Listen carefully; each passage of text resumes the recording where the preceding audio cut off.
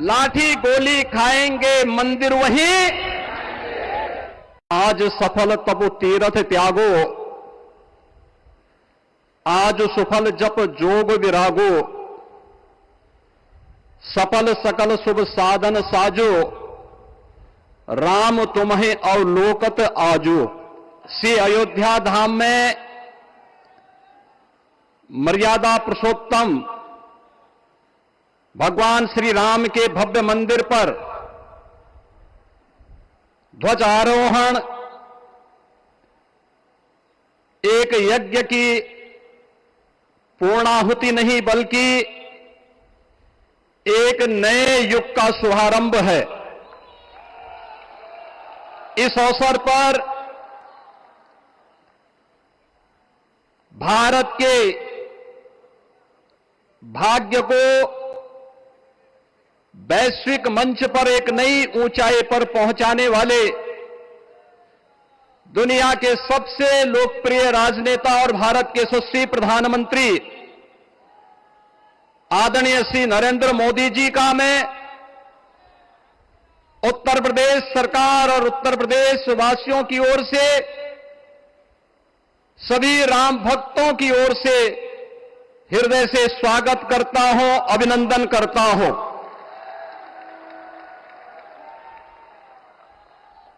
इस अवसर पर अपनी गरिमामयी उपस्थिति से इस संपूर्ण कार्यक्रम के गौरव को बढ़ाने वाले हमारे विचार परिवार के मुखिया आदरणीय सरसंघ चालक जी का भी मैं सभी राम भक्तों की ओर से हृदय से स्वागत और अभिनंदन करता हूं। प्रदेश की माननीय राज्यपाल आदरणीय श्रीमती आनंदीबेन पटेल जी, श्री राम जन्मभूमि तीर्थ क्षेत्र न्यास के अध्यक्ष पूज्य महंत नृत्य गोपाल दास जी महाराज, कोषाध्यक्ष श्री राम जन्मभूमि तीर्थ क्षेत्र न्यास पूज्य स्वामी गोविंद देव गिरी जी महाराज, अन्य सभी पूज्य संतों और आप सभी उपस्थित अतिथियों का इस आयोजन में हृदय से स्वागत करता हूं, अभिनंदन करता हूं। बहनों और भाइयों, प्रभु श्री राम का यह भव्य मंदिर 140 करोड़ भारतीयों की आस्था, सम्मान और आत्म गौरव का प्रतीक है। इस भव्य मंदिर के निर्माण में योगदान देने वाले उन सभी कर्मयोगियों का भी मैं हृदय से अभिनंदन करता हूं। आज का यह पावन दिन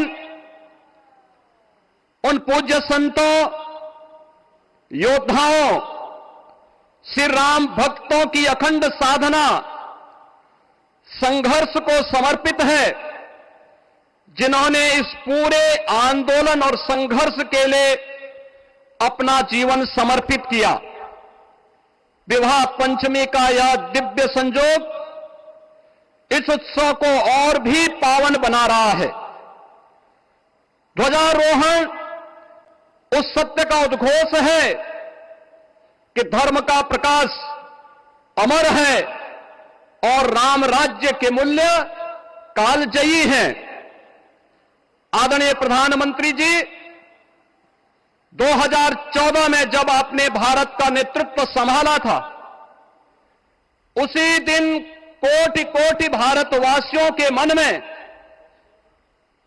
उनके हृदय में यह संभावना, यह संकल्प और विश्वास का सूर्योदय हुआ। आज वही विश्वास, वही तपस्या, वही अनगिनत पीढ़ियों की प्रतीक्षा आपके कर कमलों के माध्यम से साकार रूप से पूरे भारतवासियों और सभी सनातन धर्मावलंबियों के समक्ष आज इस भव्य राम मंदिर के रूप में है। श्री राम मंदिर पर फहराता यह केसरिया ध्वज धर्म का प्रतीक है, मर्यादा का प्रतीक है, सत्य, न्याय और राष्ट्र धर्म का भी प्रतीक है। यह विकसित भारत की संकल्पना का प्रतीक भी है, क्योंकि संकल्प का कोई विकल्प नहीं। और पिछले 11 वर्ष में बदलते हुए भारत को हम सब ने अपनी आंखों से देखा है। एक नया भारत का दर्शन हम कर रहे हैं, जहां पे विरासत और विकास का एक बेहतर समन्वय इसे एक नई ऊंचाई की ओर प्रदान कर रहा है। तो नहीं दरिद्र को हो दुखी न दीना, नहीं कहो अबुद न लक्षण हीना। 80 करोड़ लोगों को राशन की सुविधा का लाभ, 50 करोड़ लोगों को निःशुल्क स्वास्थ्य की सुविधा का लाभ, हर गरीब के पास जरूरतमंद को एक आवास की सुविधा, हर व्यक्ति को बिना भेदभाव के शासन की सभी प्रकार की सुविधाओं का, यह राम राज्य की उस उद्घोषणा का जिसका आधार विकसित भारत है, यह उसी का संकल्प है। बहनों और भाइयों, पिछले 500 वर्षों में साम्राज्य बदले, पीढ़ियां बदली, किंतु आस्था अडिग रही, अचल रही।